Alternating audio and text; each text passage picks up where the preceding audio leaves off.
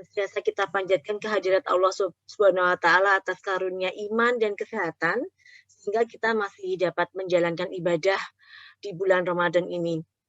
Rasa syukur juga kita lantunkan karena hanya atas izin Allah Subhanahu wa taala pada pagi hari ini kita dapat menyelenggarakan webinar yang mengambil tema 1 tahun pandemi Qufadis Dana Desa untuk penanganan COVID-19.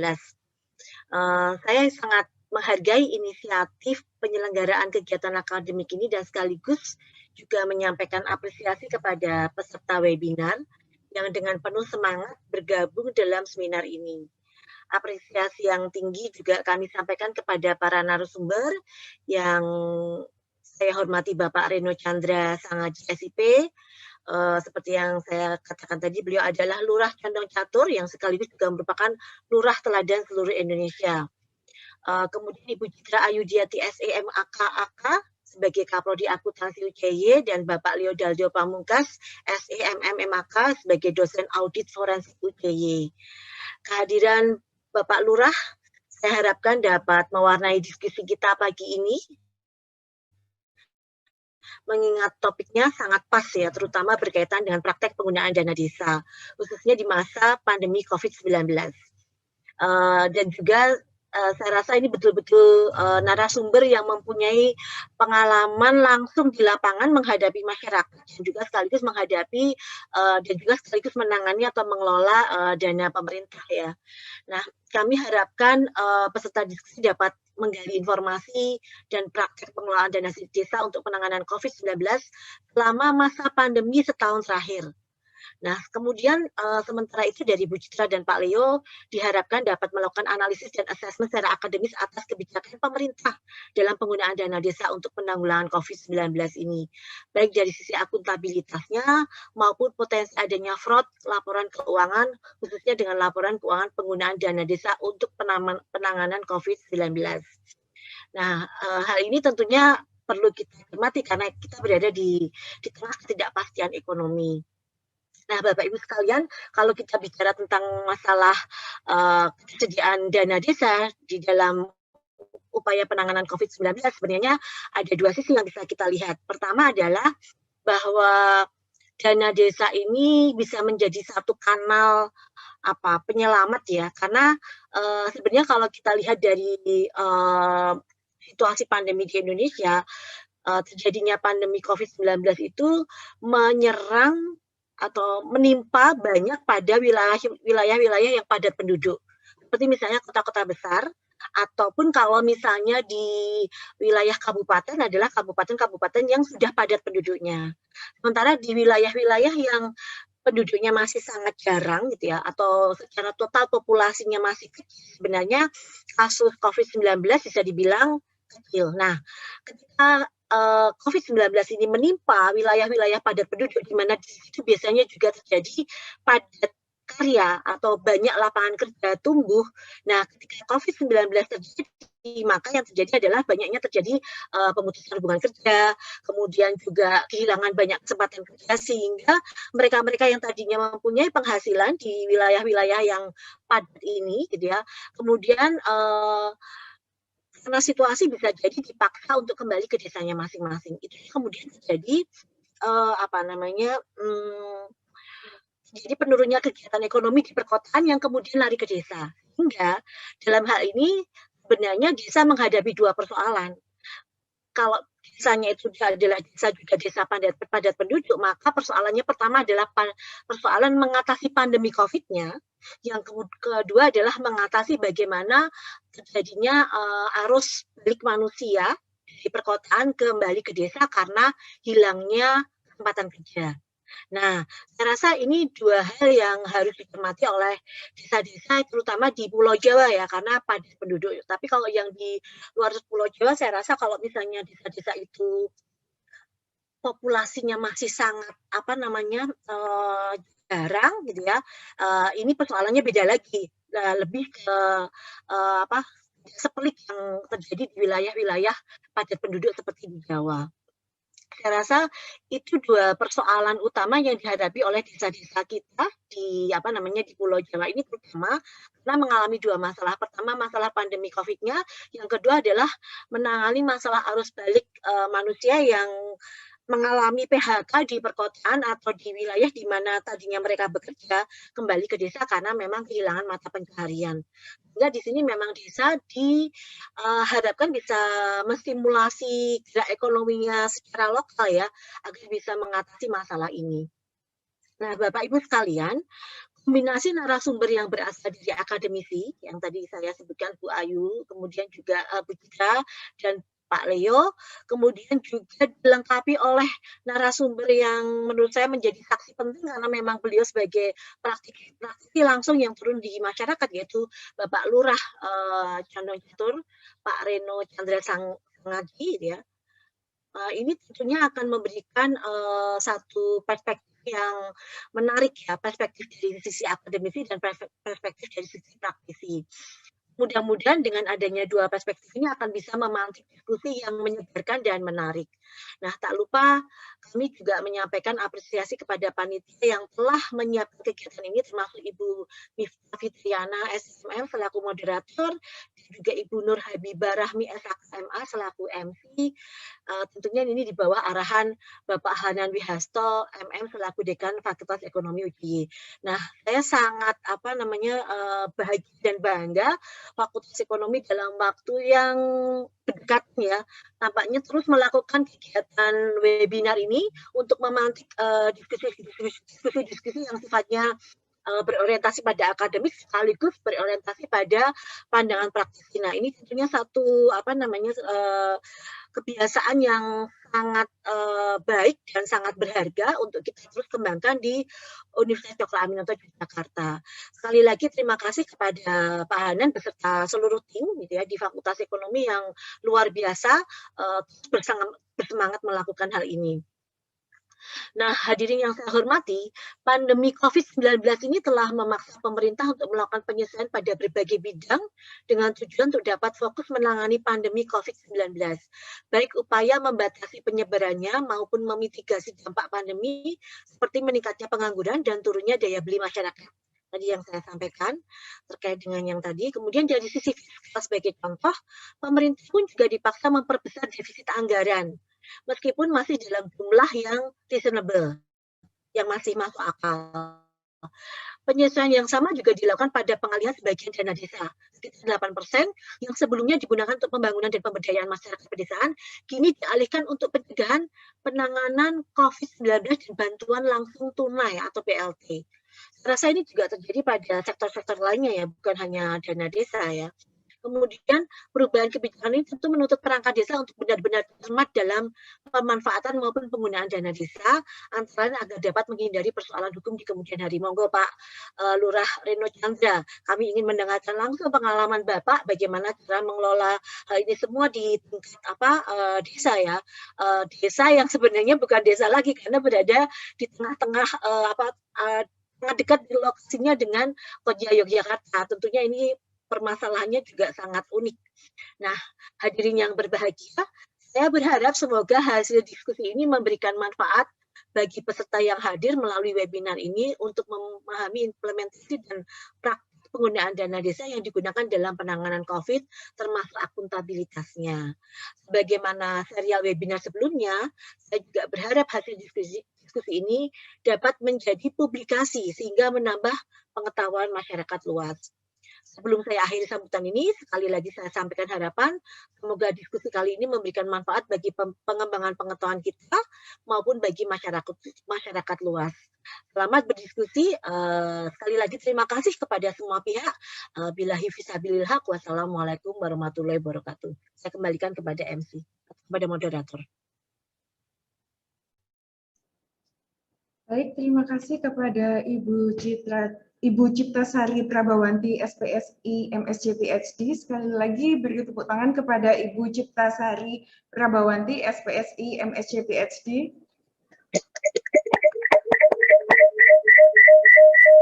Baik, kita masuk sesi yang berikutnya. Alhamdulillah pada pagi hari ini pemateri kita sudah hadir untuk membagikan ilmunya kepada kita semua.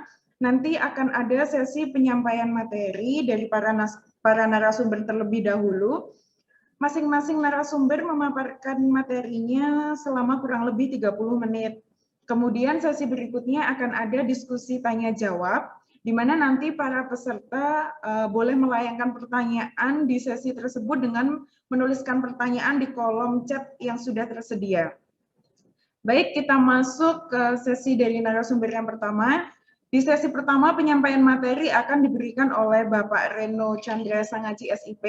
Tak kenal maka tak sayang, izinkanlah saya membacakan CV singkat dari beliau. Baik.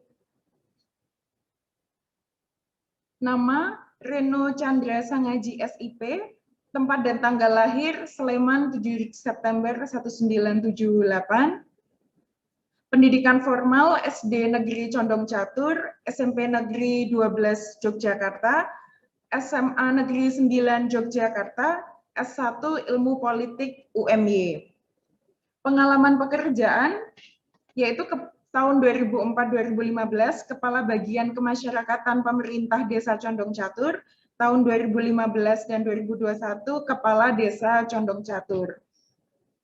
Kemudian prestasi, yaitu juara 1 Lomba Pengaruh Utamaan Gender atau PUG, TK Kabupaten Sleman, tingkat Kabupaten Sleman, terus ada kampanye anti narkoba Jogja Jakarta dengan bersepeda, pelopor desa bersih narkoba, penghargaan rekor muri 1000 tumpeng dan 1000 brigada, penghargaan P4GN perorangan dari BNN RI dalam rangka HANI HANI 2020.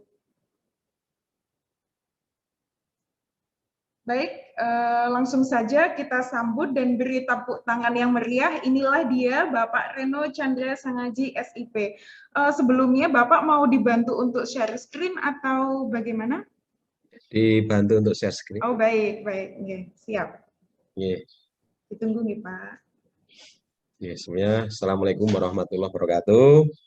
Yang kami hormati Ibu Rektor, Ibu Cipta Sari Prabawanti, SPSI MSI PEG, kemudian Bapak Dekan Fakultas Ekonomi UCY, Pak Anang, kemudian dan seluruh pemateri, Pak Leo, ya, kemudian Bu Citra, dan MC dan moderator yang kami hormati, dan seluruh peserta webinar pada pagi hari ini yang kami hormati dan insya Allah dimuliakan Allah Subhanahu wa Ta'ala. Pertama-tama mari kita bersyukur kepada Allah Subhanahu wa Ta'ala Tuhan Yang Maha Kuasa karena perkenannya pada pagi hari ini kita bisa bertemu dalam suasana yang sehat walafiat, tentunya bersama kita semuanya untuk menggali berkaitan dengan dana desa untuk penanggulangan COVID. Sebelumnya di slide ini mungkin sudah bisa ditayangkan nanti, Pak. Sebentar ya Pak, ada kendala sedikit. Sebentar. Baik, ya. Saya untuk waktu jeda ini mungkin saya bisa ngomong sebentar ya. Bapak Ibu yang kami hormati, pandemi COVID ini kan dimulai di bulan Maret tahun 2020. Kemudian pandemi COVID ini tentu saja di tempat kami di Kelurahan Condong Catur ini merasakan bagaimana ini sangat berpengaruh sekali dengan kondisi detak jantung yang ada di masyarakat kami. Sebagai contoh, ketika awal pandemi COVID ini masyarakat mempunyai cara tersendiri. Mereka beramai-ramai menutup gang, menutup jalan. Jadi semua ekonomi yang ada di Kelurahan Condong Catur itu berhenti. Karena apa? Karena yang pertama, dari akses jalan yang menuju ke kampung-kampung tidak bisa dimasukin. Ya, karena saking ketakutannya. Kemudian dalam waktu hampir 1 minggu ini, masyarakat juga bingung tidak bisa beraktivitas. Karena dari masing-masing RT, kampung ini mempunyai kebijakan-kebijakan masing-masing. Kemudian dengan adanya kepanikan yang belum ada solusinya waktu itu, terlebih lagi dari masyarakat tempat kami ini kan ada penduduk asli dan pendatang yang notabene anak kos. Di sini, di tempat kami ini waktu itu tidak bisa bergerak, mau keluar juga tidak boleh, mau beraktivitas juga tidak boleh.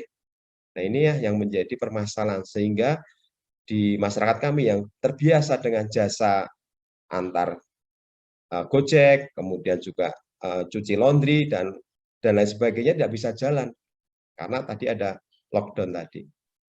Kemudian yang selanjutnya bahwa masyarakat Condong Catur ini saat ini memang beda dengan 1 tahun yang sebelumnya. Waktu awal-awal itu memang kita sebagai pemerintah ini memang belum ada guidance ya bagaimana mengatasinya dalam jangka yang sangat pendek ini. Kemudian aturan-aturan yang dari pusat sampai ke daerah ini, sampai ke desa ini juga belum ada guidance-nya. Hanya disampaikan sama Pak Presiden waktu itu, sama Pak Menteri. Tapi masyarakat bisa menangkap, tapi dari desa itu belum ada modal apapun ya untuk kami sampaikan. Apalagi dana desa yang belum ada juklaknya untuk kegiatan COVID pada waktu itu, awal-awal. Nah, ini ada, kemudian kami ini karena mempunyai kewenangan, ini nanti di slide-nya ada bahwa kami itu berembuk dengan BPD untuk mengeluarkan silpa kita, cadangan. Nah, ini ya baik. Nah, next, ya next. Ya baik. Next ya, baik. Next ya. Next ya. Next ya. Ya baik. Ini sebelumnya tadi ya yang gambaran umum ya. Baik, biar kita mengetahui bagaimana Kelurahan Condong Catur ini, memang kami sampaikan bahwa di tempat kami ini ada 48.000 jiwa kurang lebih. Kemudian ini adalah penduduk asli. Kemudian anak kos ini kurang lebih ada 30.000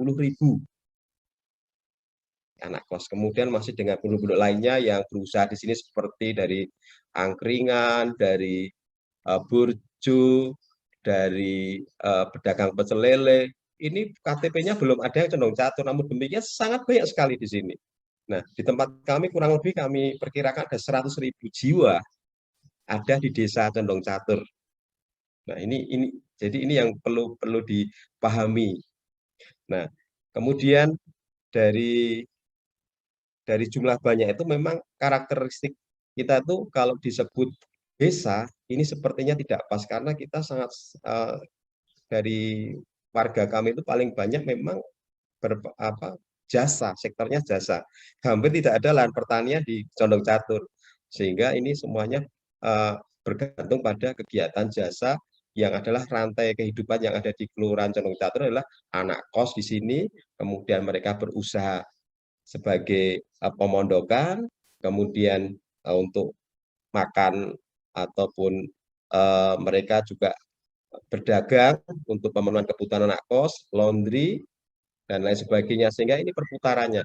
Nah, ketika pemerintah ini menyatakan bahwa kampus-kampus ini harus stop, inilah jadi awal sebetulnya petaka bagi Kelurahan Condong Catur. Kenapa? Karena ini adalah rantai untuk ekonominya di sini berhenti ataupun melambat. Karena sebagian besar mayoritas di sini adalah penduduknya mengandalkan dari anak kos. Itu sebetulnya yang dipermasalahan di sini. Nah, ketika itu terjadi, maka kos-kosan sepi, mahasiswa pada pulang kampung semuanya, kemudian di sini terjadi bahwa usaha-usaha yang berkaitan dengan mahasiswa off. Ini yang jadi awal masyarakat Condong Catur ini kehilangan sumber-sumber dari pendapatannya ini. Nah, setelah tadi kami sampaikan bahwa sangat sekali penduduk kami bergantung dari mahasiswa, tentunya sangat kerasa. Sehingga sampai saat ini kampus-kampus belum diperkenankan untuk tatap muka. Kami lanjutkan. Kemudian next. Next ya, oke. Nah, jadi kami berkirim surat kepada Bapak Bupati pada waktu itu untuk bisa kami mengeluarkan sisa cadangan kita sebelum adanya BLT.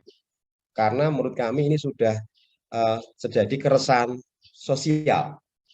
Keresahan sosial itu yang kami maksud bahwa masyarakat kami ini tidak bisa untuk apa ya, yang bawah sampai menengah ini memang sangat sekali dibutuhkan untuk makan, sembako, kemudian juga keperluan-keperluan lainnya. Ini sangat apa ya, waktu itu memang sangat mendesak. Kemudian kami berembuk untuk bisa waktu itu kami mengeluarkan cadangan uang kita, Bu. Namanya Silpa itu kita mengeluarkan waktu itu kita minta sama BPD untuk bisa mengeluarkan 1 miliar di luar dana desa. Ini saya sampaikan dulu karena nanti ini adalah mendasari yang lainnya. Nah, kami keluarkan 1 miliar karena kami diperbolehkan oleh Pak Sekda ya dengan surat edaran tanggal 6 April ini. Ini kami diperbolehkan untuk mengeluarkan cadangan uang kami untuk kegiatan penanganan COVID. Nah, ini kami belikan untuk disinfektan, kemudian juga untuk obat-obatan bagi masyarakat waktu itu. Kemudian juga kita dari Silpa-Silpa ini sembako yang paling banyak, hampir 600 juta. Ini sembako ini kami sampaikan kepada masyarakat langsung sehingga mereka untuk dalam waktu 15 hari ke depan, 14 hari ke depan itu mereka masih siap dengan kondisi sembako yang kami berikan. Kemudian juga menghimpun di masing-masing kampung. Ini adalah pematik utama awal pemerintah desa langsung ke masyarakat sebelum ada dana dari desa. Ini karena sifat kemendesakan. Nah, kemudian dengan adanya perhatian langsung desa kepada masyarakat inilah ini yang membuat masyarakat kami kondusif. Artinya yang namanya kondisi kejahatan ini juga tidak menurun ya karena kita sudah bisa support masyarakat, kemudian juga kita juga bisa istilahnya membawa masyarakat untuk tenang. Kita sering turun ke RT RW untuk bahwa ini adalah virus yang kita harus waspada, tapi kita harus tenang. Tenang artinya kita tidak boleh melakukan kegiatan yang nantinya akan tidak positif. Artinya dari masyarakat nanti ada yang melakukan kejahatan dan sebagainya karena anak kos pada pergi dan sebagainya, ada hal-hal yang mungkin nantinya tidak produktif. Maka kami sarankan bahwa ini kita tenang dulu sambil menunggu kebijakan dari pemerintah kabupaten yang nantinya ada rujukannya dari pemerintah pusat. Inilah yang sementara kita jalankan sebelum ada dana desa. Bapak Ibu yang kami hormati, dengan adanya awal pemerintah desa ini mengucurkan Silpa ini kondusif, masyarakat bisa kita jaga. Tokoh masyarakat bisa kita ajak diskusi, kemudian kami mendapatkan kepercayaan dari tokoh masyarakat sehingga memudahkan kami ini untuk mengatur dari Bapak Ketua RT RW dalam rangka menangani masalah di masing-masing RT dan RW. Ini kunci utama bahwa kondisi itu harus kita jaga dulu sehingga mereka mempunyai kepastian, tenang, kemudian sambil kita meminta rujukan dari pemerintah kabupaten bagaimana pelaksanaan setelah dari dana Silpa ini nanti kita habis apa. Nah, ini betul dari prediksi kami setelah Silpa ini kami keluarkan, tak lama kemudian banyak dari kabupaten ini atas instruksi dari pemerintah pusat ini segera membuat keputusan-keputusan yang memang berdasar berkaitan dengan dana desa. Refocusing dana desa salah satunya adalah untuk BLT ini tahun 2020 dana desa ini kita ini bisa diperbolehkan ya untuk membantu masyarakat. Selama 9 bulan ini ada 170 juta ini dari dana desa yang kita terima 1 miliar. Ini kita gunakan 170 juta. Awal sekali kita menggunakan dana desa sesuai dengan peraturan sehingga kita tidak takut, sehingga kita berani untuk mengambil kebijakan karena sudah ada aturannya. Bagi kami sebagai lurah ataupun kepala desa, memang dengan adanya dana desa dari pemerintah pusat itu, kita harus menunggu aturan yang jelas sehingga besarannya, kemudian kapan disampaikan, kemudian kriterianya itu memang harus jelas. Beda dengan Silpa yang kita punya, karena ini adalah dari PAD, pendapatan desa, maka ini cukup dengan kebijakan kepala desa ini kita bisa mengatasi semuanya. Ini ada perbedaan bagaimana cara mendistribusikan keuangan tadi. Bapak Ibu yang kami hormati, kami di sini sangat berhati-hati sekali dalam rangka untuk membantu warga kita dengan dana desa. Kenapa? Karena aturannya sangat jelas sekali bahwa dana desa ini salah satunya adalah untuk BLT, bantuan langsung tunai, dengan kriteria yang banyak ya waktu itu. Sehingga kami menseleksi warga kami ini yang betul-betul pantas ya melalui Pak RT, Pak RW yang nanti akan mendapatkan bantuan dana desa. Nah, setelah itu kita sampaikan dalam setiap per 3 bulan kita sampaikan, ini menjadi salah satu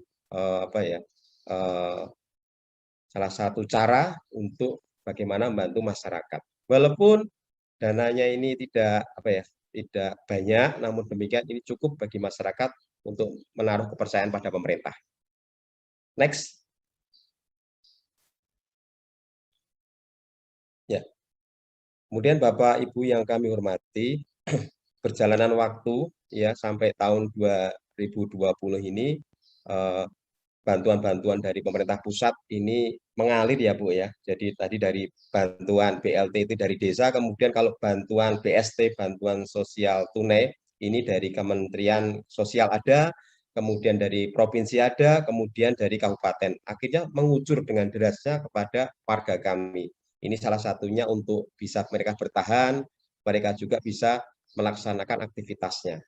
Dan ini menjadi menjadi salah satu obat mujarab dari kombinasi pemerintah pusat, kemudian kabupaten hingga desa sebagai yang mempunyai masyarakat. Kemudian Bapak Ibu yang kami hormati, di tahun 2020 itu juga bantuan untuk pengusaha UMKM ini juga tahun 2020 juga sudah bisa dicairkan dengan syarat dan ketentuan yang berlaku. Ini juga sangat membantu bagi UMKM kami yang kecil-kecil itu untuk bisa bertahan dahulu.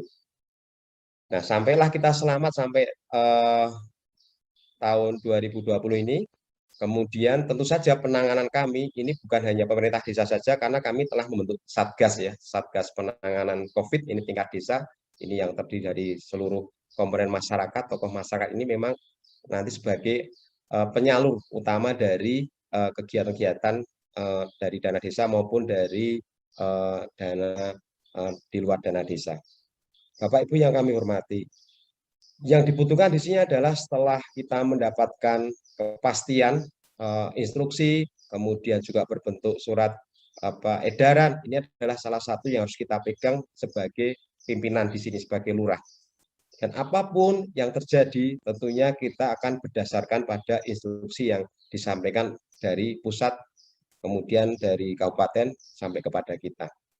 Inilah kunci utama ketika kita memperoleh dana desa ataupun dana dari pemerintah yang lainnya.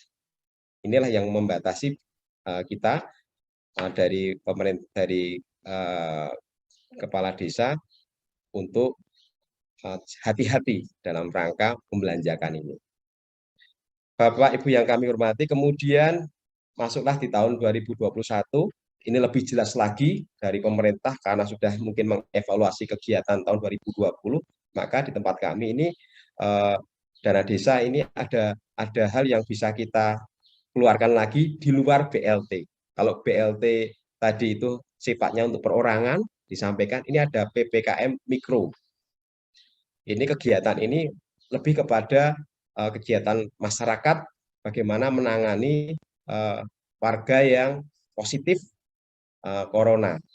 Ini sudah ada juklaknya sehingga kita bisa mengambil dana desa kita minimal 8% ya, 8% dari total dana desa itu bisa kita gunakan untuk PPKM Mikro. Alhamdulillah, Juklak ini sangat jelas sekali sehingga kami bisa membeli pengadaan-pengadaan berupa disinfektan yang kami serahkan pada masyarakat, RT RW untuk bisa melakukan kegiatan disinfektasi masing-masing RT RW, kemudian juga bisa kita membelikan APD bagi tokoh-tokoh relawan ini untuk menangani warganya yang terpapar COVID. Jadi ini ada kegunaannya sampai saat ini. Kemudian juga ditambah jaduk. Kenapa? Karena begitu positif, maka satu keluarga itu akan dikarantina selama 14 hari. Karantina mandiri maupun karantina di rumah sakit. Nah ini dalam 14 hari mereka tentunya tidak bisa kemana-mana. Tidak bisa cari uang, tidak bisa keluar rumah. Nah ini ada salah satu adalah adanya jaduk. Jaduk ini kita berikan pada warga kita berbentuk sembako. Nah ini langsung kita serahkan ketika ada pemberitaan dari Dinas Sosial melalui Dinas Kesehatan melalui Puskesmas, ini kita bisa memberikan jaduk kepada warga kita yang terpapar COVID. Ini terkonfirmasi ya, terkonfirmasi dari data kita sebagai Satgas COVID, link kepada Puskesmas di tempat kami. Sehingga setiap ada warga kami tidak sampai 1 kali 24 jam kami sudah bisa memberikan penanganan terhadap warga kami. Di Condong Catur ini ketika hari ini kita mendapatkan kabar warga kami ada yang positif, maka hari ini pula ataupun besok kita sudah bisa memberikan jaduk dan penanganan untuk karantina berupa kita untuk disinfektan sekitar, kemudian juga penanganan-penanganan lainnya bersama masyarakat atau kampung. Bapak, Ibu yang kami hormati, bahwa di Condong Catur ini memang penanganan ini tidak bisa kita jalan pemerintah sendirian. Perlu adanya backup dari beberapa pemangku kepentingan di sini, terutama bisnis, terutama juga dari tokoh-tokoh masyarakat juga pengusaha. Kenapa? Karena di sini kita juga disupport dari beberapa pengusaha di sini yang intinya ingin juga bersama-sama membantu pemerintah kelurahan. Ada beberapa pengusaha yang membantu kami dalam bentuk sembako untuk kegiatan dapur umum, untuk membantu masyarakat yang mungkin sampai saat ini masih membutuhkan sembako. Ini sampai saat ini masih ada dan kami biasanya dibantu untuk menyalurkan pada warga kami. Ini banyak sekali sehingga ini juga memperingan pemerintah. Jadi intinya bahwa bermodalkan dana desa saja tidak cukup ya Pak ya, tidak cukup bagi Condong Catur untuk melaksanakan kegiatan untuk penanganan COVID. Ini dibutuhkan dana pendamping lainnya, kemudian juga dibutuhkan juga peran dari masyarakat. Jadi Pak Lurah di sini tidak akan tidak akan bisa menyelesaikan tugasnya ya tanpa bisa atau tanpa bantuan dari pengusaha, kemudian dari para donatur dan lain sebagainya untuk bersama-sama menangani masyarakat. Kenapa Pak? Jadi kita punya warga yang puluhan ribu ini tidak mungkin ya hanya dana 1 miliar ini selesai. Nah ini perlu juga pendamping-pendamping yang lainnya. Bapak, Ibu yang kami hormati, sampai saat ini kami proses ongoing, terus saja kita jalan running untuk dari dana desa kita. Dari ini kita baru mendapatkan untuk tahap pertama, nanti akan ada tahap kedua, sehingga kami ini tetap mengacu pada instruksi Bupati Sleman, bagaimana dana ini kami belanjakan. Next, Pak. Next. Wah ini kurang anu ya ini ya ini adalah perincian Pak. Ini perincian pembelanjaan kami ya, perincian untuk apa saja yang kita keluarkan. Ini berkaitan dengan tadi dana desa untuk PPKM Mikro. Ini ada perinciannya. Sehingga kami setelah ada perincian ini kami sesuai. Perincian ini kami belanjakan. Kami di sini jujur saja Pak, kami meminta pendampingan juga dari pendamping desa supaya Pak Kepala Desa ini betul-betul bisa sesuai dengan arahan yang ada. Kemudian kami juga koordinasi dengan Satgas COVID Kecamatan bagaimana efektivitas dana desa ini nanti mereka juga bisa memberikan usulan-usulan, memberikan khususnya dari kami agar kami tidak salah. Pak Camat juga kami mintakan petunjuk agar kami ini sebagai kepala desa nantinya apabila sudah selesai pelaporannya kami sesuai dengan apa yang kami sampaikan di APBDes kelurahan ini. Jadi kami di sini sudah paham bahwa apabila walaupun kita ini mendesak, tapi kalau itu di luar rule yang ada, tentunya kami nanti yang akan mendapatkan sanksi. Kamilah nanti yang paling bawah ini yang mendapatkan istilahnya teguran. Itu lebih baik atau mungkin di yang lainnya yang lebih parah lagi. Namun demikian saya yakin dan percaya bahwa ketika seorang kepala desa ini mempunyai kebijakan, tentunya harus melihat beberapa faktor supaya kita selamat. Yang pertama adalah bahwa kebijakan kewenangan kepala desa ini memang harus bersama-sama dengan BPD, sehingga mereka yang akan memberikan kesepakatan atau persetujuan untuk mengeluarkan dana. Jadi kita nanti tidak serta-merta pemerintah sebagai pemimpin kita hanya langsung keluarkan uang itu, tidak, kita perlu ada yang namanya taren ataupun berembuk. Kemudian juga yang kedua, kita tidak boleh keluar dari aturan instruksi dari menteri sampai ke instruksi dari Pak Bupati. Jadi kita tidak perlu mengada-ngada pengeluaran dari dana desa yang tentunya itu di luar yang diperbolehkan. Nah ini akan menjadikan kita selamat. Yang terakhir adalah kita perlu belajar dan terus belajar karena ini adalah hal yang baru. Kita tidak boleh bahwa kita ini sebagai lurah ataupun kepala desa kita santai-santai aja. Nanti kan ada yang ngasih tahu. Nanti kasihan masyarakatnya kalau seperti itu. Kita harus belajar, kita harus aktif bagaimana pengelolaan ini biar kita lebih cepat merespon kebutuhan masyarakat. Apa yang terjadi di masyarakat. Tidak boleh kita santai-santai, wah nanti kan pasti ada juklaknya. Pasti nanti Pak Camat memberikan istilahnya petunjuk. Tidak, kita harus lebih tanya, lebih proaktif supaya masyarakat kita tuh yang tanya pada kita karena kita yang menghadapi langsung masyarakat. Nah inilah yang kuncinya supaya kita dalam hal pelaksanaan dana desa itu bisa sesuai dengan aturan, sesuai juga dengan arahan, kemudian juga bisa dengan masyarakat ini sesuai tepat sasaran. Inilah yang nanti tujuan utama. Kemudian yang terakhir Bapak Ibu yang kami hormati, kami di sini berharap juga bahwa COVID ini adalah pembelajaran bagi kita semua, bahwa koordinasi dari desa ini memang harus diperhatikan. Apa saja keluhan-keluhan dalam hal pengambilan keputusan ini memang harus diperhatikan. Jangan sampai ini kita paling bawah, pemerintah paling bawah ini nanti menjadi bola-bola liar yang nantinya akan merugikan dari seorang lurah tadi yang harus mempertanggungjawabkan hal yang sangat berat ini. Ini kuncinya itu. Jadi kita di sini ingin juga bahwa kasus di Condong Catur ini menjadikan perhatian bagi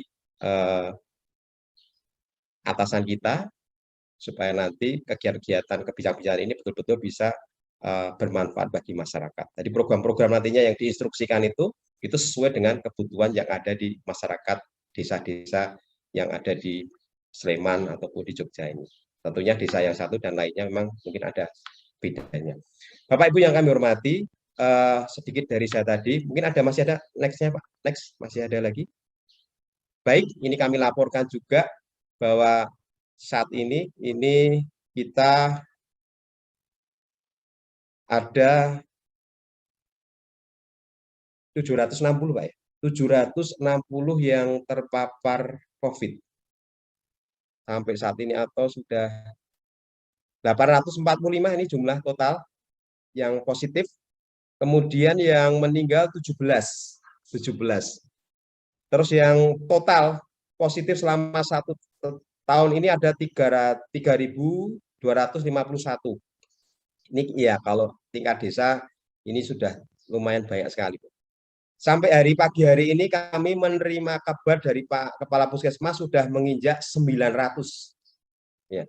Ini setiap akhir pekan ini memang ada peningkatan untuk orang yang positif. Kami baru mencari sebabnya kenapa setiap ada akhir pekan ataupun libur yang agak panjang itu berkaitan dengan penambahan jumlah yang positif. Tentunya mungkin karena ada mobilitas masyarakat kita. Nah ini. Jadi kita setiap minggu kita ada updatean berkaitan dengan jumlah warga kami yang terpapar COVID. Next.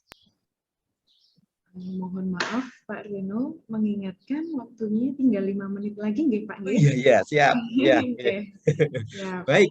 Ini yang kita lakukan di kantor ya. Ini juga sama seperti di kantor-kantor yang lainnya. Kami sediakan. Next. Nah, ini salah satunya ada untuk pembagian-bagian ini. Ini perincian dari PPKM Mikro tadi yang kita dapatkan dari dana desa tadi sekitar 104 juta tadi. Next. Ini kegiatannya kita, ini untuk yang ada di Puskesmas, jadi ada beberapa karyawan kita membackup Puskesmas dalam rangka screening warga kita yang harus melapor ke Puskesmas. Next. Ini pembagian masker, ya. Ini salah satu cara untuk bagaimana juga membawa kepercayaan pada masyarakat bahwa kami hadir di tengah masyarakat untuk bersama-sama melawan corona ini. Next. Kemudian ini pemberian disinfektan untuk Pak RT ini kita berikan 1 bulan ini kita bantu 1 jigen ini 1 bulan. Jadi selama 12 bulan ada 12 jigen ini untuk kegiatan masyarakat agar ada kegiatan di masing-masing RT. Next. Kemudian ini bantuan untuk jaduk ya.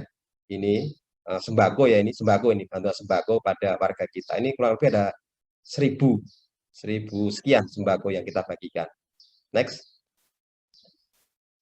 Kemudian ada penanganan khusus bagi lansia, karena lansia ini memang tidak bisa, kita perlu ada penanganan khusus untuk lansia-lansia ini yang mungkin kurang kurang mendapatkan perhatian ya, karena biasanya lansia ini secara kemampuan ini kemampuan secara fisik dan sebagainya ini memang berbeda. Next. Kemudian ini adalah dapur umum dan waktu itu sangat efektif sekali. Kenapa? Karena sebagian besar untuk balita dan lansia itu dari bantuan pemerintah itu kebanyakan berbentuk mie instan. Nah ini kan kita dibantu dari pasar desa, beberapa sayuran dan makanan ini kita masak bersama-sama dari beberapa relawan dan dari beberapa aparat TNI Polri di sini membantu. Next ya, next lagi Pak. Nah ini pengambilan dana BLT ya. Next. Kemudian ini begitu ada rumahnya yang kena positif, ini yang kita lakukan. Kita amankan sterilisasi di sekitar lingkungan. Next.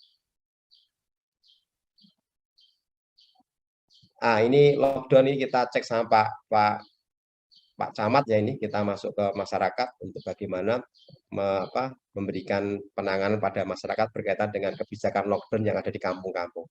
Next. Alhamdulillah seluruh Pamong ini 95% sudah divaksin, yang belum karena memang mereka dahulu terpapar COVID sehingga menunggu waktu selama 3 bulan kurang lebih untuk bisa divaksin. Next. Nah, terima kasih Bapak Ibu sekalian. Tentunya kita semua bersama-sama nantinya berdoa, berusaha bahwa mungkin COVID ini akan segera berlalu dan kita aktivitas lagi seperti sedia kala. Demikian dari kami dan ada yang kurang berkenan kami mohon maaf sekali lagi dan terima kasih atas kesempatannya. Kami akhiri. Wassalamualaikum warahmatullahi wabarakatuh.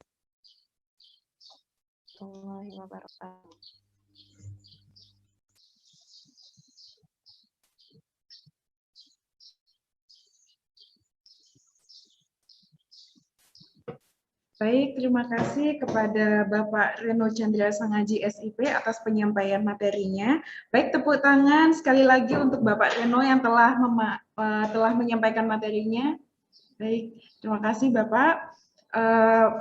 Saya ambil kesimpulan sedikit dari materi Pak Reno, di mana di lingkungan Condong Catur sudah diadakan kegiatan penanganan COVID-19 dengan adanya pemberlakuan protokol kesehatan, pembagian termogun untuk PAUD dan posyandu di 18 padukuhan, kemudian ada pembagian disinfektan di fasilitas umum tiap padukuhan, kemudian ada pemberian jatah hidup untuk keluarga karantina yang terpapar COVID-19, dan juga ada pembagian bantuan sembako dan untuk kakak miskin dan rentan miskin dan juga disabilitas, kemudian serta ada dapur umum untuk lansia sekelurahan Condong Catur dan juga adanya bantuan-bantuan lainnya yang tadinya sudah disampaikan oleh Bapak Reno. Benar begitu Pak Reno? Ya, betul. Ya, terima kasih. Baik. Bapak, Ibu, dan juga teman-teman mahasiswa semuanya.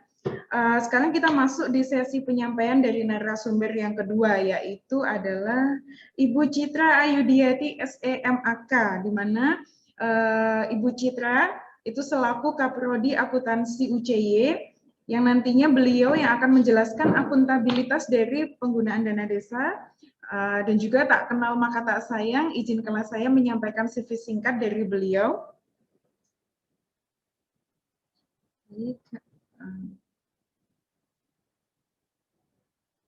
Nama Citra Ayudiati, tempat tanggal lahir Rembang 17 September 1982.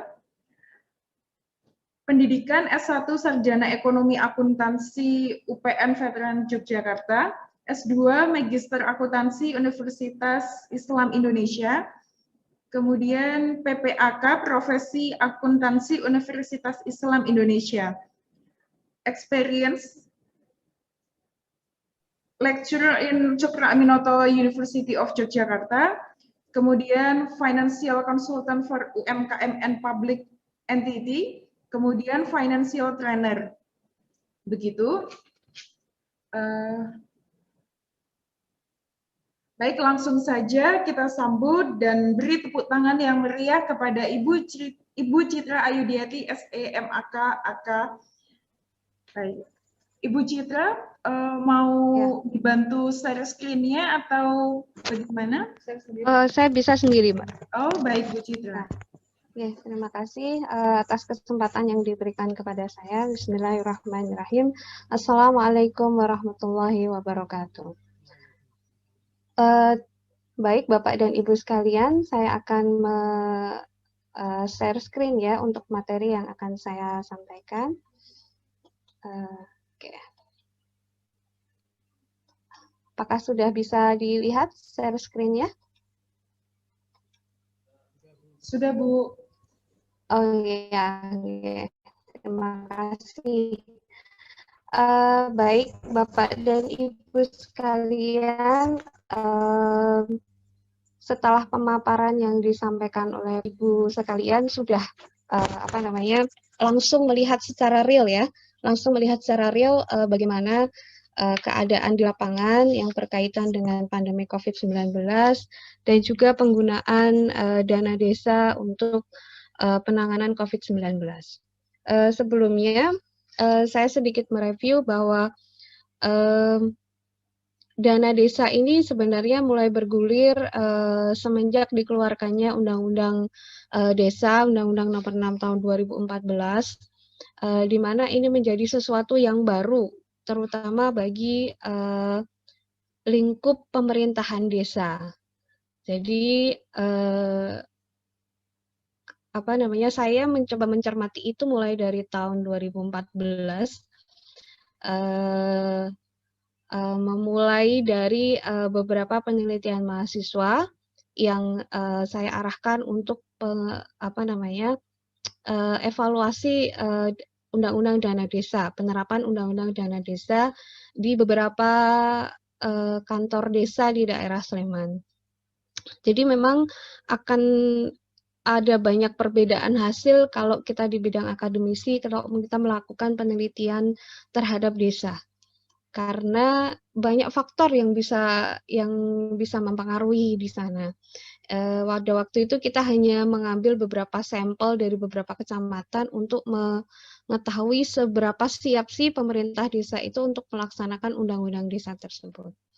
Nah, untuk pada kesempatan pagi hari ini, mungkin kita tidak akan bicara banyak mengenai dana desa karena tadi sudah disampaikan secara jelas dan real oleh Pak Rino. Tapi saya akan sedikit mensoroti masalah akuntabilitas. Nah, kenapa akuntabilitas ini menjadi sesuatu yang sepertinya kok sering sekali didengungkan gitu ya, sering sekali didengungkan. Sebenarnya apa? Kenapa kita perlu akuntabilitas dana desa? Nah, akuntabilitas pada kesempatan hari ini saya akan membatasi hanya untuk penanganan COVID-19.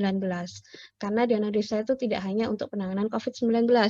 Cuman pada kesempatan ini kita akan melihat fenomenanya karena ini sesuatu pandemi yang kita tidak pernah mengharapkan dan kita tidak pernah katakanlah siap untuk menghadapi ini gitu. Berbeda kalau kasusnya seperti apa ya, Merapi gitu ya, itu kan sesuatu yang sudah terlihat, sudah dialami, sehingga beberapa desa yang memang bersinggungan langsung dengan area bencana sudah siap untuk itu. Sementara ini pandemi ini sifatnya global dan datangnya tiba-tiba, kita tidak punya apa ya, kita tidak punya pengalaman untuk menangani hal seperti ini, sehingga pastilah banyak terjadi apa ya, kalau kita di istilahnya itu ya gimana dulu lah penanganannya gitu. Padahal ada beberapa hal yang berkaitan dengan keluar masuknya uang, yang berkaitan dengan public entity atau organisasi publik itu harus diatur. Nah, inilah yang mendasari mengenai kita akan bicara mengenai akuntabilitas pada pagi hari ini. Baik, pada tahun 2020 ya pemerintah itu sudah menyalurkan dana desa pada tahap pertama ya itu Januari 2020 itu 40% dari alokasi 72 triliun. Nah, pada saat Januari itu saya yakin pasti banyak desa yang tidak mengalokasikan yang berkaitan mengenai COVID-19 karena itu belum masuk ke Indonesia. Karena kalau kita lihat itu awal masuk ke Indonesia itu kan sekitar bulan Februari sampai dengan Maret. Jadi ketika penyaluran yang pertama itu kita mungkin bisa melihat pada anggaran pemerintahan desa itu tidak akan ada alokasi-alokasi yang berkaitan dengan COVID-19. Walaupun secara global kita sudah mendengar bahwa ada ada penyakit yang disebabkan oleh virus yang terjadi di luar negeri. Nah, tapi berbagai banyak teori, berbagai banyak masukan dari ahli dan lain sebagainya, sehingga bisa dikatakan bahwa pemerintah sendiri tidak menyangka bahwa dampak pandemi itu akan begitu berat ya, dampak pandemi itu begitu berat dan hampir di semua sektor itu berdampak. Nah, sebelum adanya pandemi, itu sudah banyak sekali penelitian ataupun laporan baik dari penggunaan dana desa yang sebenarnya masih banyak yang bermasalah. Jadi kita mungkin sering mendengar ada berita kepala desa menyalahgunakan wewenang, kepala desa mengkorupsi dana desa, dan lain sebagainya. Nah, artinya apa? Bahwa dana desa ini juga harus perlu pengawasan yang ketat, pengawasan yang sangat ketat. Perlu dipahami kepada mahasiswa sekalian bahwa kalau kita bicara mengenai sektor publik, pemerintahan ini kan sektor publik ya, maka ada aturan atau ada dasar dulu yang harus dipahami sebelum kita melaksanakan atau sebelum menyalurkan. Tadi yang disampaikan Pak Reno misalnya, ketika pandemi COVID ini datang dan bantuan dari pemerintah belum datang, nah Condong Catur punya sisa apa istilahnya dari PAD-nya. Nah mungkin PAD-nya Condong Catur besar sehingga dia menyimpan PAD itu untuk dana cadangan misalnya gitu. Kalaupun mau mengeluarkan dana cadangan pun tidak bisa seenaknya sendiri. Dia harus mengetahui dulu ada nggak aturan yang dimana melegalkan ya secara hukum bahwa kepala desa itu bisa mengeluarkan dana itu. Artinya kalau kita bicara entitas publik, kita harus bicara dulu hukum yang menaunginya terlebih dahulu. Jadi karena Anda mahasiswa akuntansi, nanti kita akan bicara apa sih bedanya antara akuntansi sektor publik dengan akuntansi sektor swasta. Nah, salah satu yang membedakan adalah ketika kita bicara entitas publik, maka kita harus bicara hukum, dasar hukumnya terlebih dahulu. Pak Reno sebagai kepala desa tidak akan bisa mengeluarkan uang tanpa adanya aturan yang mendasar akan penggunaan uang tersebut. Nah, aturan itulah akan menjadikan jadi dasar untuk penyaluran.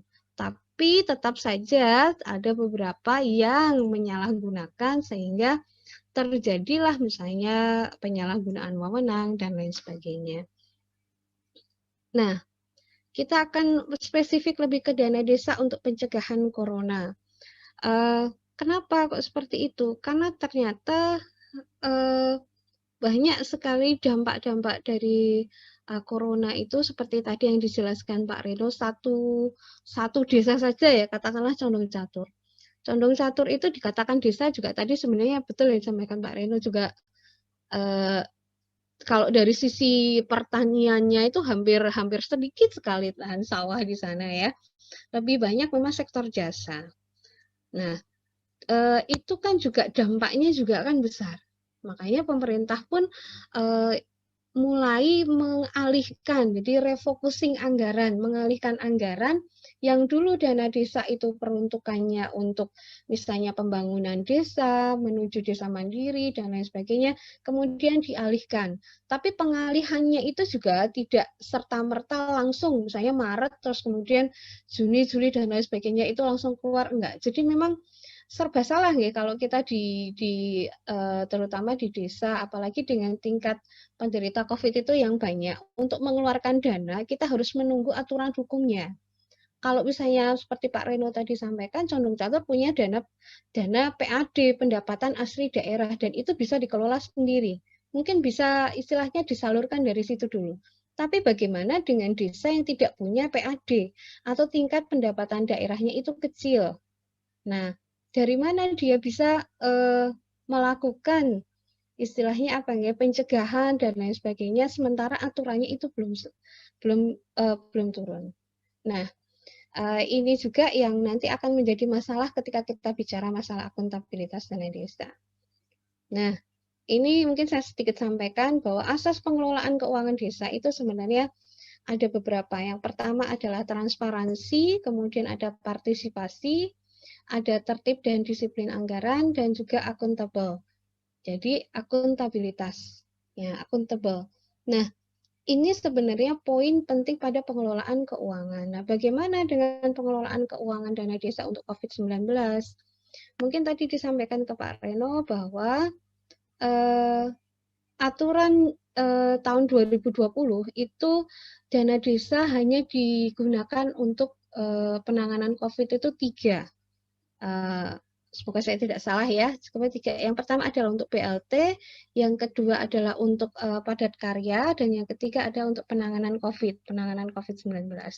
Nah, tentu saja itu akan merubah lagi anggaran belanjanya desa, karena anggaran belanjanya desa itu kan didasarkan pada RAPBDes tahun yang dibuat pada tahun sebelumnya, dibuat tahun 2019 untuk 2020. Maka pemerintah desa pun juga harus bergerak cepat. Bergerak cepat untuk apa? Untuk mengganti, untuk refocusing anggaran, memfokuskan anggaran, dan itu tidak bisa dilakukan sendiri. Tentu saja harus melibatkan BPD, partisipasi yang lain sebagainya, masyarakat untuk menemukan dan kemudian memastikan berapa persen sih anggaran yang akan digunakan untuk dana BLT dan lain sebagainya.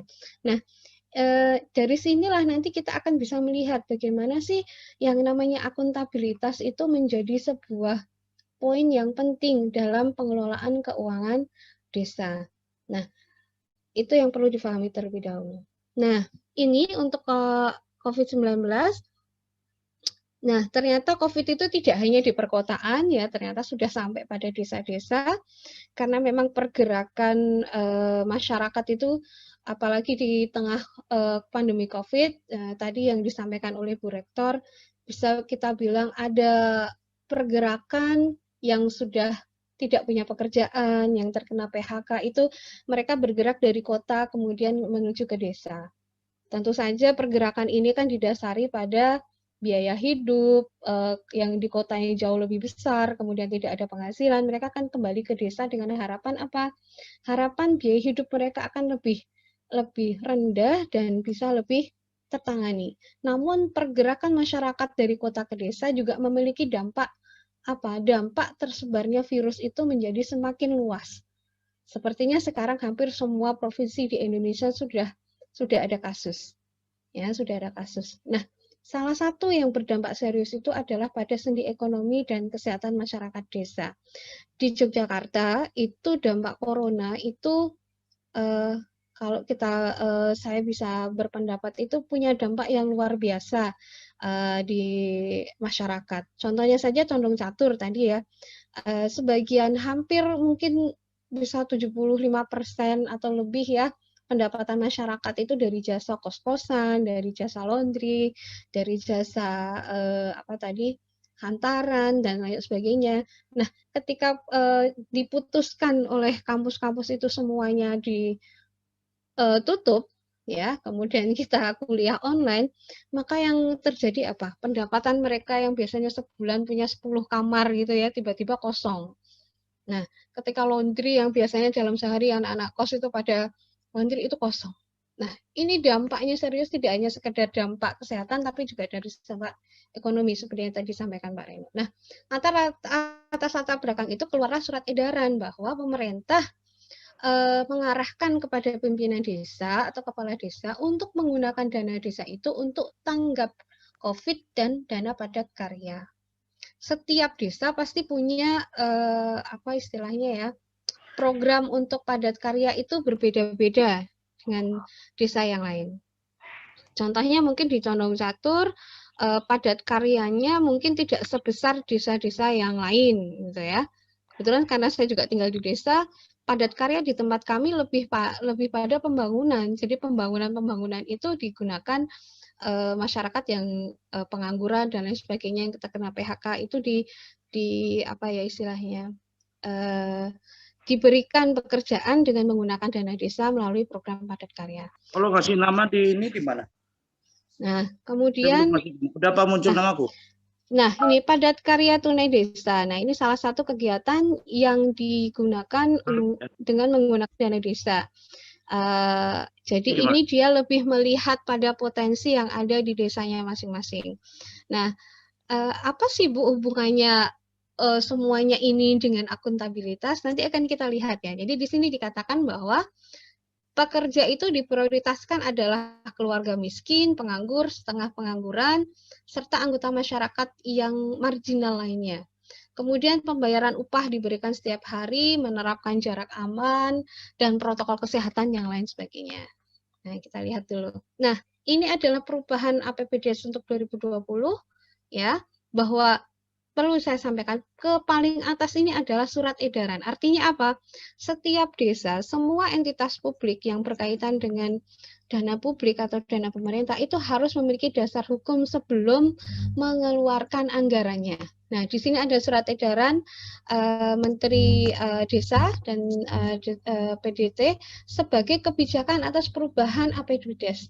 Artinya Bapak dan Ibu Kepala Desa seluruh Indonesia tidak bisa melakukan perubahan APBDes ketika memang itu belum ada surat edarannya. Maka Anda bisa bicara ya, bisa kita analisa bahwa kebijakannya Pak Reno mengalokasikan dana cadangan dulu untuk penanggulangan COVID itu memberikan dampak yang luar biasa. Tapi tidak bisa kita samakan dengan desa-desa yang lain. Karena kita tidak tahu apakah desa-desa yang lain punya anggaran atau PAD yang besar, ya, seperti Condong Catur. Kemudian anggaran pengeluaran ini digeser untuk padat karya tunai desa pada bidang pelaksanaan pembangunan desa. Jadi pembangunan desa tetap berjalan, tapi pekerjanya itu diganti. Pekerjanya adalah misalnya warga daerah desa tersebut yang terkena PHK, yang terpinggirkan dan lain sebagainya. Kemudian anggaran juga digunakan sebagai desa COVID, tanggap penanggulangan bencana ya. Kemudian kalau memang dia masuk dalam KLB COVID, maka dia akan memenuhi tanggap COVID-nya. Nah, Nah, ini adalah besaran dana BLT dana desa yang digunakan yang diberikan dengan menggunakan dana desa, yaitu sebesar 600.000 per bulan sejak April 2020. Jadi mungkin kalau Pak Reno tadi mulai sebelum ini sudah menggunakan dana desa, itu ya bukan dana yang berasal dari pemerintah, tapi lebih pada dana cadangan dari PAD Desa Condong Catur. Nah, kita akan masuk pada accountability-nya. Akuntabilitas itu bisa disinkronkan dengan banyak hal. Akuntabilitas itu bisa berkaitan dengan trustworthy atau kepercayaan. Akuntabilitas itu identik juga dengan responsibility. Akuntabilitas itu bisa bicara kita dengan komitmen. Akuntabilitas itu bisa berdampak pada good corporate governance. Kemudian akuntabilitas itu bisa kita kaitkan dengan etika dan lain sebagainya, kejujuran. Nah, itu poin penting dari akuntabilitas. Nah, apa yang mau kita lihat pada akuntabilitas penggunaan dana desa untuk COVID-19, kita logikan pilar akuntability-nya itu di sini. Bahwa akuntabilitas itu terdiri dari responsibility. Apa responsibility itu? Apa? Pertanggungjawaban. Pertanggungjawaban itu apa? Bahwa Pak Reno sebagai kuasa pengguna anggaran harus mempertanggungjawabkan semua dana desa yang diberikan oleh pemerintah dalam bentuk apa? Misalnya dalam bentuk laporan keuangan. Laporan keuangan pun nanti akan ada urutannya, misalnya per semester atau laporan keuangan akhir tahun dan lain sebagainya. Kemudian ada answerability, artinya itu bisa di apa ya? Dilihat ya, bisa dilihat, oh dananya berapa sih, nilainya berapa. Kemudian ada kepercayaan, ya, ada kepercayaan dan juga ada kewajiban. Nah, ini adalah pilar dari sebuah akuntabilitas. Jadi kalau kita bicara akuntabilitas dana desa itu apa sih sebenarnya? Ya, kita akan melihat bagaimana kepala desa sebagai kuasa pengguna anggaran itu memberikan pertanggungjawabannya. Dari pertanggungjawabannya berupa laporan itu bisa menjawab dananya itu untuk apa. Kemudian ada kepercayaan. Kepercayaan ini kepercayaan dari warganya ya, kepercayaan dari warganya. Dan kemudian ada kewajibannya. Kewajibannya apa? Ya, melakukan laporan, kewajiban kepada masyarakat dan lain sebagainya. Kalau kita bicara mengenai akuntabilitas. Nah, akuntabilitas itu kalau kita ibaratkan ya, itu nanti bisa apa ya, seperti kita bilang apa ya, mungkin drama atau gini, karena akuntabilitas itu bisa apa istilahnya tuh, bisa memberikan dampak yang baik, tapi juga di sisi lain ketidaksiapan untuk memberikan akuntabilitas akan berdampak pada kuasa pengguna anggaran tersebut. Jadi akuntabilitas itu sebenarnya berasal dari diri sendiri dan juga akuntabilitas itu berasal dari organisasi. Dari organisasi itu kita bilang sebagai komitmen. Pak Reno tidak akan bisa melakukan penyaluran anggaran sendiri tanpa adanya tim. Maka butuh komitmen dari timnya Pak Reno sebagai kepala desa dan bawahannya. Dan ketika komitmen itu berjalan dengan baik secara akuntabilitas, maka itu akan berjalan dengan baik. Kemudian ada akuntabilitas itu bisa dikaitkan dengan attitude atau behavior kalau kita bilang. Jadi banyak, saya ada beberapa penelitian untuk mengetahui sejauh mana sih akuntabilitas perangkat desa yang memiliki dampak pada laporan keuangan desa.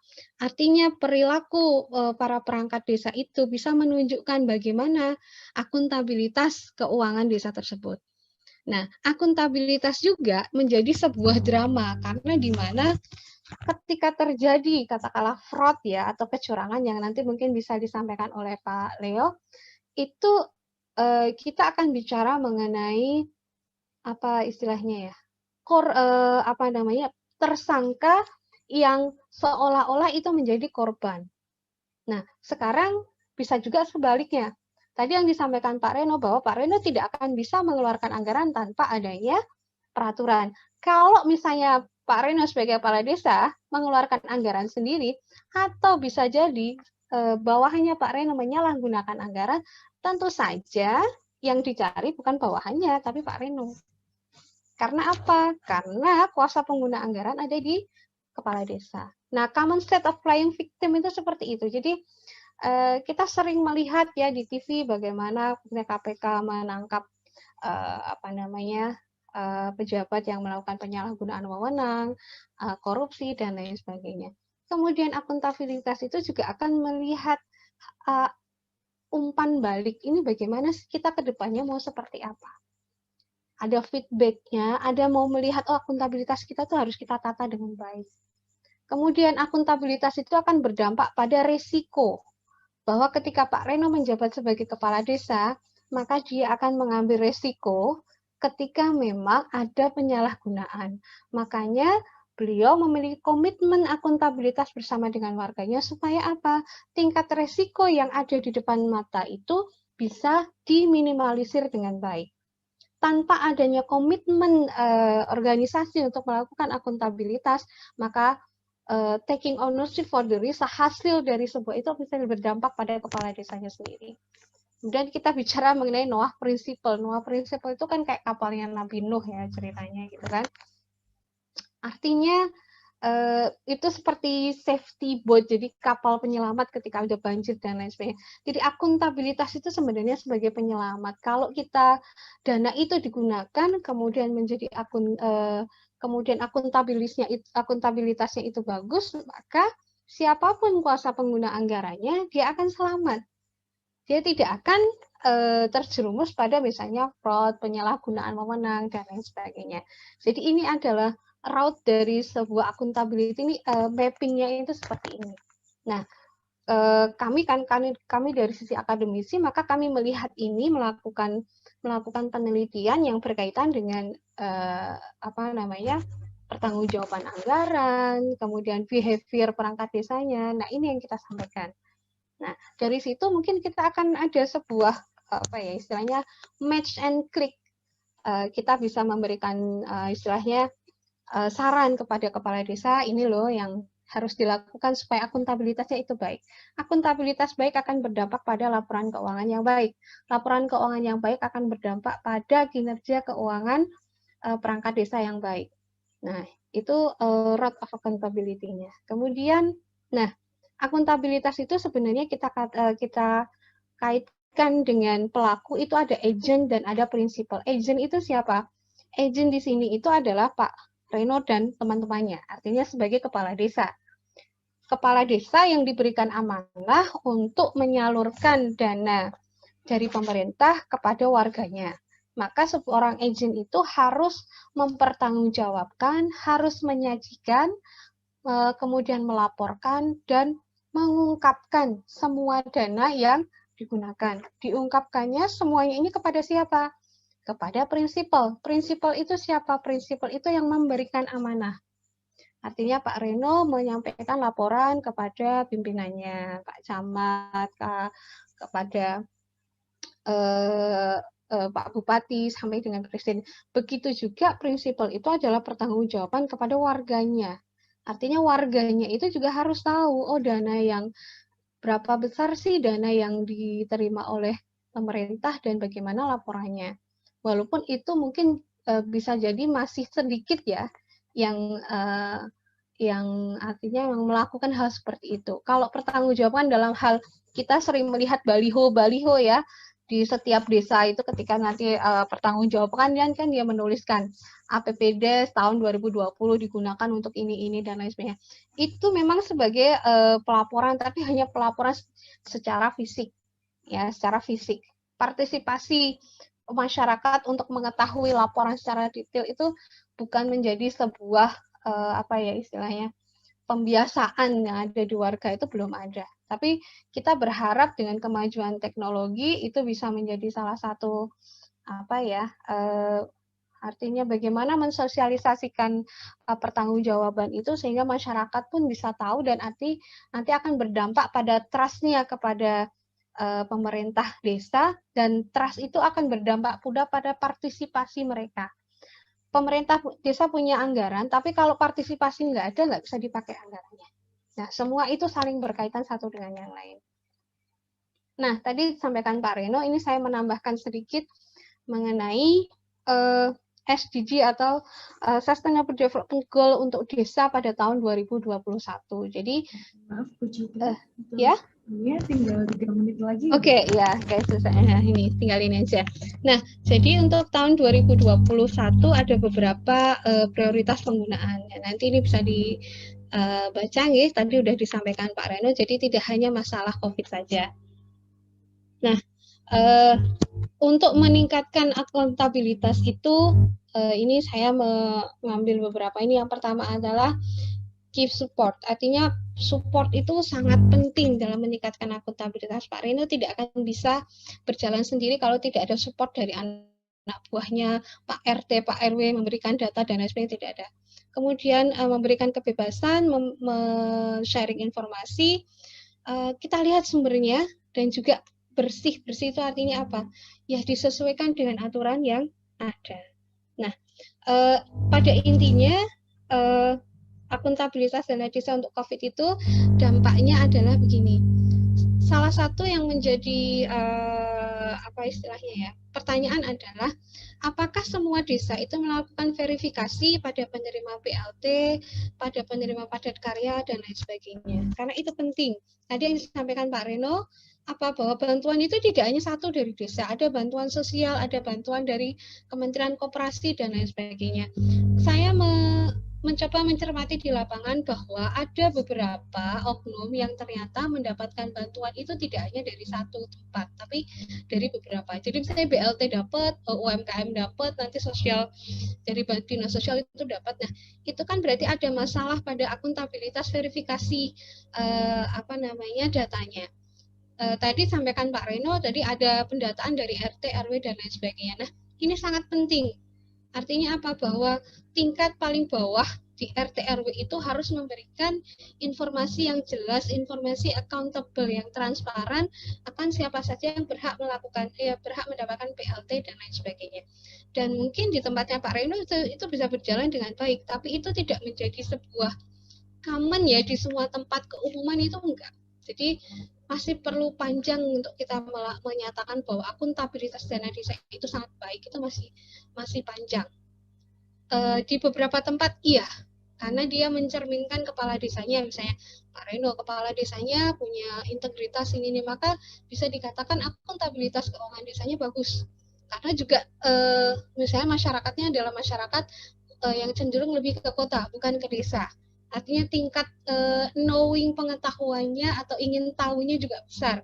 Artinya Pak Reno juga harus memberikan pertanggungjawaban kepada warganya, karena warganya sangat aktif bertanya. Tapi bagaimana dengan kondisi desa-desa yang ada di pelosok-pelosok? Apakah ini bisa berlaku? Apakah akuntabilitasnya itu bisa baik atau tidak? Nah, mungkin nanti kita akan sambung lagi dalam sesi pertanyaan ya. Jadi, accountability ketika kita mendapatkan amanan itu kita harus menerima bahwa setiap apa yang kita lakukan itu harus terus dipertanggungjawabkan. Hasilnya itu harus accountable, dapat dihitung, dapat dibuktikan. Dan ketika itu ada kesalahan, maka kita harus mengambil harus mengambil tanggung jawab atas itu. Itu yang dinamakan sebagai accountability. The last, yang terakhir, karena saya seorang Muslim, kita dipelajari bahwa amanah itu adalah sesuatu yang sangat memberatkan. Artinya bahwa ketika diberikan amanah, kita berdoa semoga kita bisa melakukan amanah ini dengan baik. Saya berharap bahwa fondasi agama masing-masing itu akan menjadi fondasi batas untuk kita menjaga akuntabilitas kita dimanapun kita berada. Itu saja, terima kasih dari saya. Assalamualaikum warahmatullahi wabarakatuh. Saya kembalikan ke Bu Yana. Baik, terima kasih kepada Ibu Citra atas penyampaian materinya. Sekali lagi beri tepuk tangan yang meriah kepada Ibu Citra Ayudiati, SE. Ibu Citra Ayudiati. Ya. Ya. Ya, Mbak. Terima kasih banyak. Ya.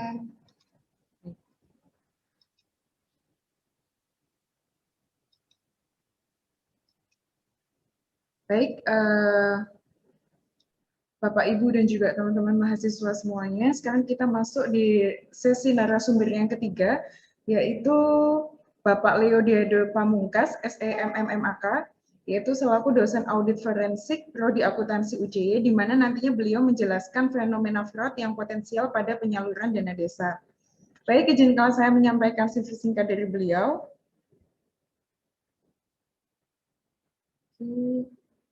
Nama Leodiado Pamungkas, riwayat pendidikan yaitu SE Ilmu Ekonomi dan Studi Pembangunan Universitas Kristen Setiawacana Salatiga. Kemudian akuntansi keuangan dan pelaporan berbasis IFRS Universitas Trisakti Jakarta 2018, MM Manajemen Keuangan Universitas Tarumanegara Jakarta tahun 2017, penghargaan yaitu ada lulusan terbaik ke-1 Universitas Kristen Satya Wacana, kemudian lulusan terbaik kedua Universitas Trisakti, kemudian lulusan berpredikat summa cum laude Universitas Tarumanegara. Kemudian ada riwayat pekerjaan di mana Kepala Kantor Cabang Pembantu Bank Bukopin Ungaran, Kabupaten Semarang, Jawa Tengah 2002, Shipping and Receiving Manager, Princeton Press, Princeton, New Jersey, USA 2003-2026, Convenience Store, Philadelphia, USA 2007-2015, dosen prodi akuntansi Universitas Bung Karno, Jakarta 2018, dosen prodi akuntansi Universitas Dr. Aminoto Yogyakarta 2019 sampai sekarang. Baik, langsung saja kepada Bapak Leo, waktu dan tempat dipersilahkan.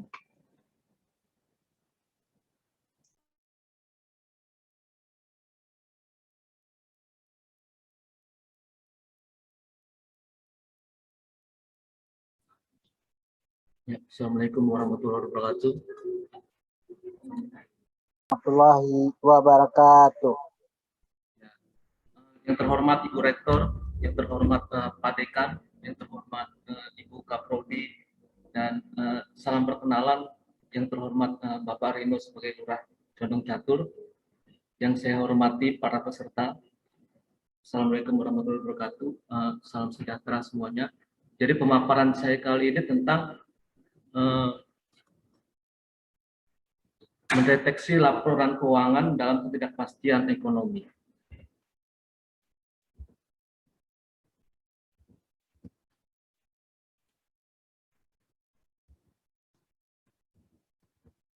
Nah, yang pertama-tama adalah presentasi saya yang pertama pada slide-slide awal tentang akuntansi sektor swasta atau sektor komersil, kemudian pada bagian akhir adalah tentang akuntansi sektor publik. Yang pertama-tama adalah saya ingin mendefinisikan dulu apa itu kecurangan.